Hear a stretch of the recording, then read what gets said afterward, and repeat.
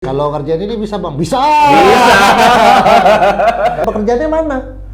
Ya otak saya, kerjaannya abstrak gitu loh. Makanya gue ahli penyakit dalam. Ahli pilot lah. Ya kita tinggal rekomendasiin aja. Paling kan dapat marketing fee lagi. Iya. Jangan menambah kesusahan orang yang sedang susah lah. Iya. Betul. Gitu. 1 miliar hanya untuk harga dirinya. Itu minjem itu orang.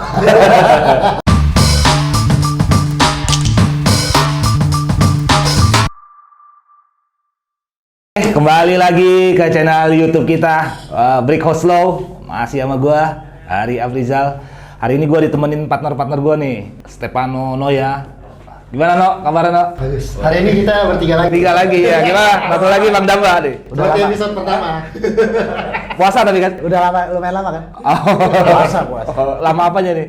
Udah lumayan lama kita nggak bersama. Iya, udah lama banget. Udah beberapa episode kan? Iya. Dari ratusan episode. Oh. Nah ini ada nih fenomena nih di masyarakat nih. Ini oknum ya, oknum lawyer tabrak lari ya. Kita ngomong gini bukan artinya kita tidak respect dengan teman-teman sejawat ya. Cuma memang hal ini cukup meresahkan buat pekerjaan kita juga sih. Ya dengan ya samalah kayak misalnya ada satu gedung atau satu areal yang tukang jualan mobil semua gitu. Terus ada yang kilometernya dimundurin kan satu wilayah itu nanti akhirnya dicap orang jadi jelek gitu. Yes. Jadi memang ada beberapa ini oknum lawyer ya, nggak semua lawyer begitu juga. Fenomena di masyarakat dia merasa sebelum melangkah jauh dengan kontrak dengan lawyer itu kadang-kadang udah curiga duluan. Mungkin dari berdasarkan pengalaman juga. Iya. Dia udah pernah ngasih kerjaan ke lawyer, udah dibayar jasanya tapi nggak dikerjain. Iya. Atau pekerjaannya nggak sesuai apa yang dijelaskan oleh lawyer sebelumnya gitu. Tapi menurut gua sih itu kembali lagi sebenarnya bukan lawyernya yang ini ya, tapi oknum-oknumnya. Iya, oknum-oknumnya betul. Karena kan nggak semua kayak gitu kan. Iya. Memang kadang-kadang lawyernya yang mungkin nggak secara pengetahuannya dia juga nggak tahu, tapi karena ada uang di situ, maka klien dia ya di palu gada aja, apa lu mau gua ada, gitu kan. Yain dulu pikirnya belakangan. Iya, pikirnya belakangan, masalah bisa dikerjain atau enggak. Kalau kerjaan ini bisa bang? Bisa! Ada teman kita yang ngomong satu yang nggak bisa dikerjain, menghidupkan orang mati. Tapi yang kayak gitu mungkin menurut lu kenapa tuh bang bisa kayak gitu ya? Lawyer kok bisa? Dia udah tahu ini dia nggak sanggup ngerjain, tapi dia karena ada uang di sana kan ada fee-nya, ya dia ada-adain aja sama dia gitu. Udah buka puasa. Oke. Udah buka puasa nih. Buka puasa dulu deh. Makasih Bang Produser. Buka puasa dulu. Pasarin dulu. Silakan. Lanjut ya. Ini enak banget nih. Lo tau doanya kan? Buka puasa. Oke, kembali lagi bang. Yang tadi itu gimana ya bang? Menurut lu berdasarkan pengalaman lu lah, lawyer dari jam terbang yang udara ribuan kilo kan? Lo pilot soalnya. Kilometer. Jadi ya, gue sebetulnya ini patut hal yang disesalkan juga sih. Sebenarnya gini kan, lawyer itu kan officium nobile. Sebetulnya kalau kita lihat dari undang-undang advokat dan kode etik advokat itu sebenarnya posisi pengacara itu sama dengan penegak hukum lainnya atau sejajar dengan jaksa, polisi ya. Walaupun kita masih di bawah ke hakim gitu. Tapi kembali lagi karena di undang-undang advokat itu kan untuk melakukan pekerjaan si officium nobile yang pekerjaan mulia ini kan juga berhak untuk mendapatkan pembayaran. Dan jenis pembayarannya itu kan pembayaran itu juga tidak dibatasi.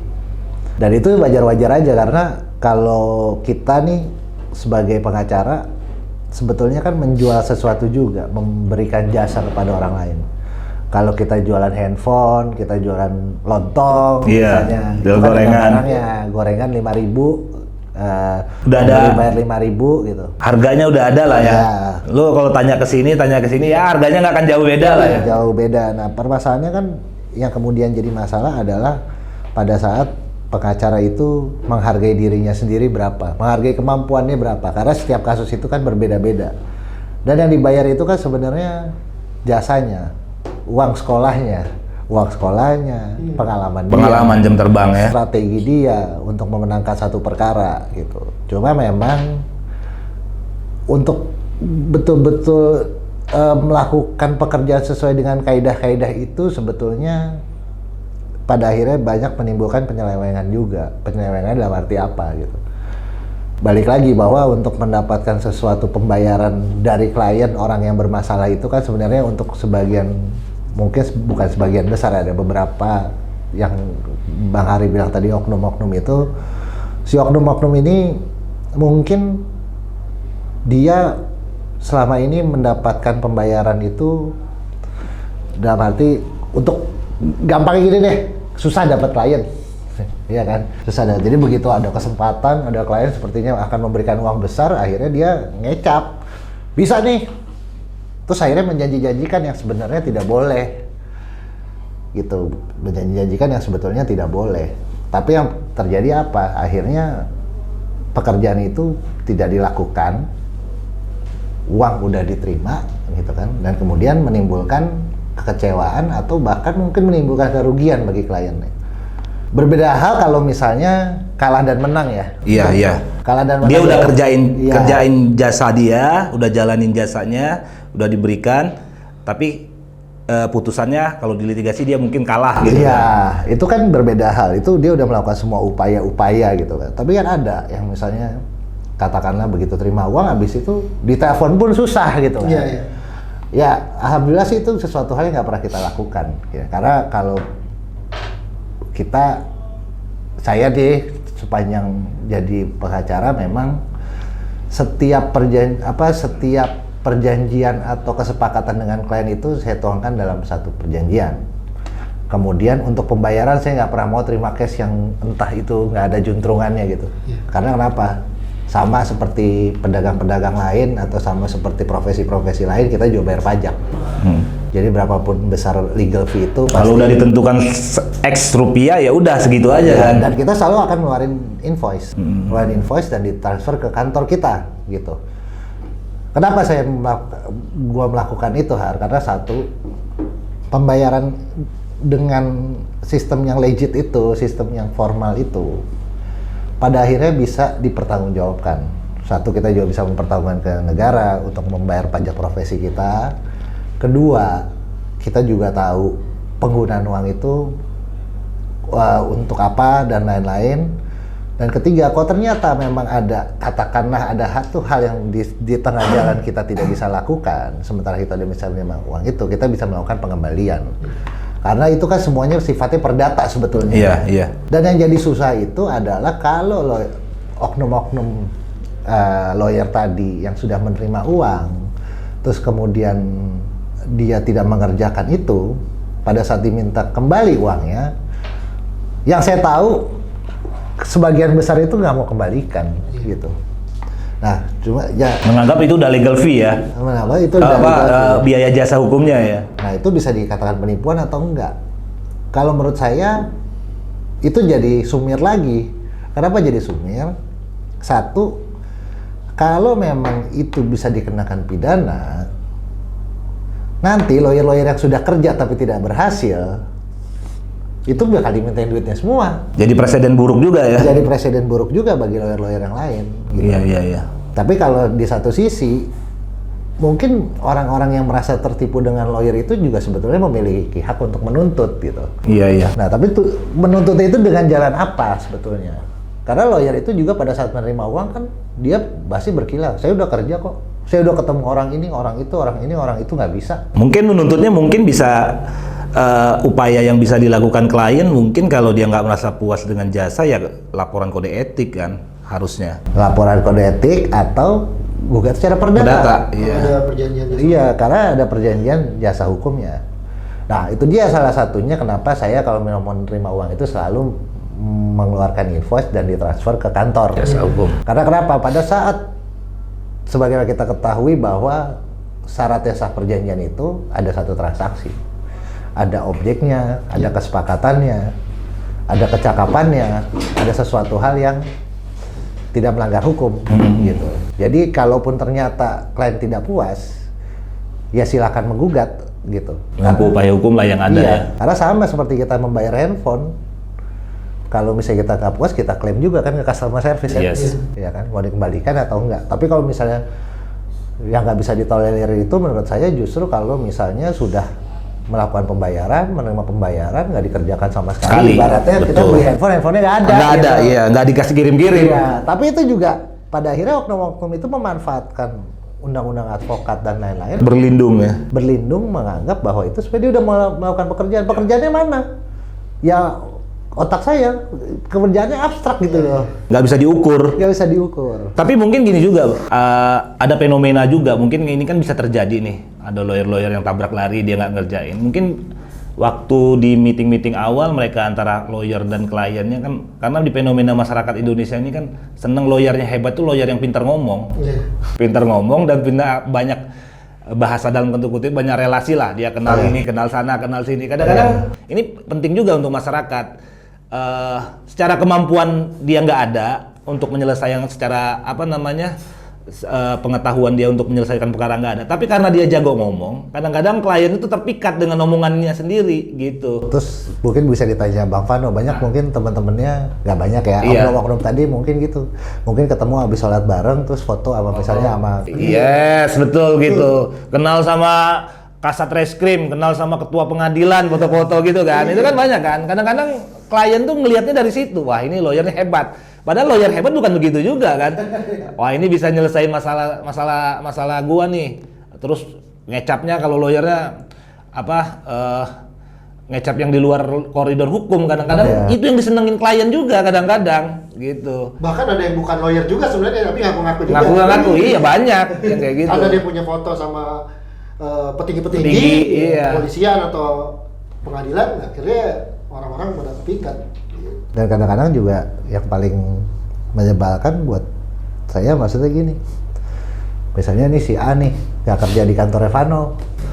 Tapi dia foto sama Vano. Dia bilang, wah saya satu law firm nih sama Vano. Untuk jualan ya? Iya. Ada juga loh. Iya, banyak yang kayak gitu. Ada kayak misalnya, wah saya kenal sama Bang Hotman gitu.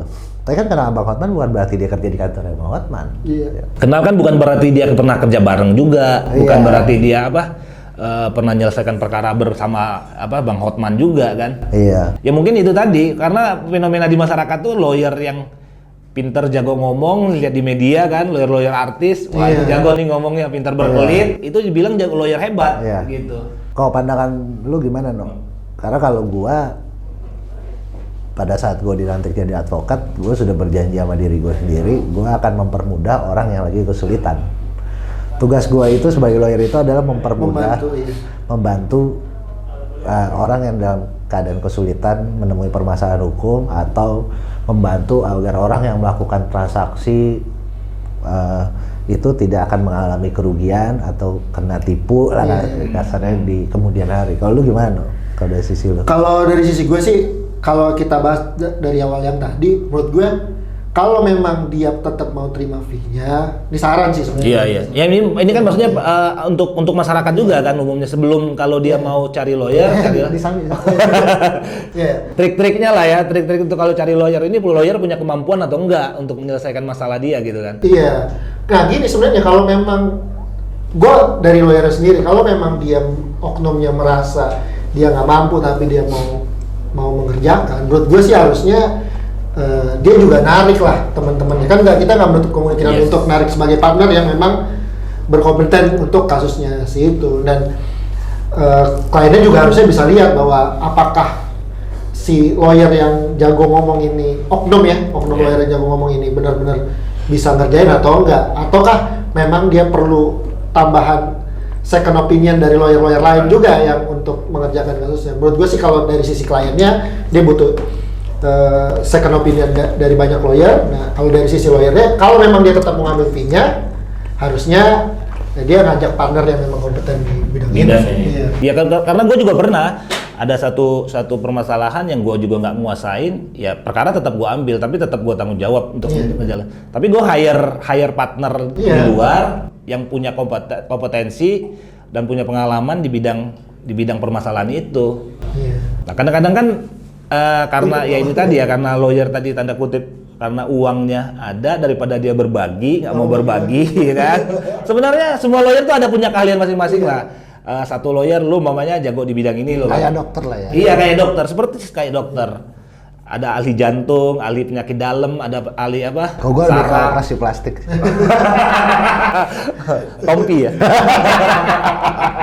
Iya kalau ini kan penyakit dalam nih, makanya gue ahli penyakit dalam. Ahli pilot lah, langsung aja konkret aja. Enggak, ini kita biar bahas aja. Ahli penyakit dalam, tapi si pasien penyakitnya penyakit jantung. Kan pasti refer ke Penyakit jantung kan? Iya. Iya. Atau kalau memang kita nggak mau ribet, ya kita tinggal rekomendasiin aja. Paling kan dapat marketing fee lagi. Iya.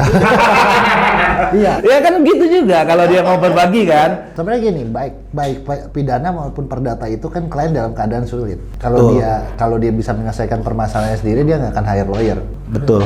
Jadi di satu sisi juga saya nggak mau menjadi pihak yang menambah permasalahan mereka. Iya.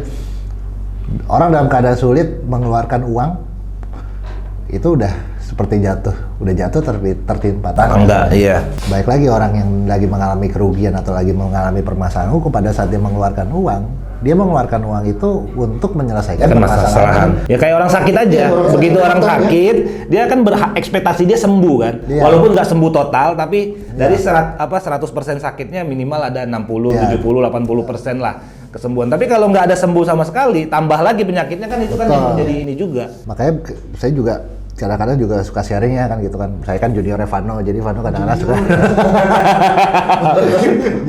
jadi saya juga suka sharing lah. Gimana kalau misalnya kita pada saat klien datang dengan segala permasalahannya, walaupun kita bisa melakukan sesuatu upaya hukum, dan pada saat kita melakukan upaya hukum itu kita dapat pembayaran, tapi kalau itu tidak efektif, kita akan menyarankan hal lain. Betul. Bahkan walaupun saran kita untuk melakukan hal-hal ini itu tidak menggunakan kita, artinya kita kehilangan pendapatan kita, kehilangan kesempatan untuk dibayar sama dia. Tapi dibandingkan kita terima pembayarannya dan kita tidak bisa mengerjakan, ya mendingan kita sarankan dia melakukan hal lain. Atau kalau misalnya kalau katakanlah kita bisa menerima pembayarannya, kita bisa melakukan upaya hukumnya, tapi kita merasa ini tidak akan efektif, misalnya dia kehilangan 100 juta, terus legal fee-nya 1 miliar, untuk apa? Kecuali kita ketemu klien yang udah kena gengsinya. Yes. Kalau misalnya udah Harga dirinya lebih jauh daripada hartanya ya kan. 100 juta untuk Nilai perkara 100 juta, tapi dia ngeluarin duit 500 juta sampai 1 miliar. 1 miliar hanya untuk harga dirinya. Itu minjem itu orang. Tapi setengah-enggaknya kliennya udah tahu secara legal, secara hukum lu begini sebenarnya. Tinggal dia hitung aja kan apa komersilnya atau harga dirinya. Iya betul. Gitu. Nah, tapi kan nggak banyak. Kalau misalnya kayak Bang Fano ini kan kliennya luar biasa banyak kan. Yes. Maksudnya dalam arti kalau kliennya satu ternyata dia berpikir sepertinya kasihan nih kalau misalnya kita melakukan upaya hukum karena dia akan tambah rugi misalnya. Ya Bang Fano mungkin bisa dapat klien dari yang lain. Coba kan mungkin ada teman-teman atau oknum kita lain yang memang udah seakan udah nih rezeki gue dari sini aja nih. Iya. Mau nggak mau udahlah gue ambil lah, atau lagi butuh apa, mau beli Mercy baru atau apa gitu kan. Udah nih kesempatan nih buat dapet duit gitu ya. Kita sih kalau boleh kasih saran ya kita masih junior juga, nanti gue kasih jalan ya gitulah. Kadang kenapa yang akhirnya yang namanya jelek bukan kalian aja. Iya.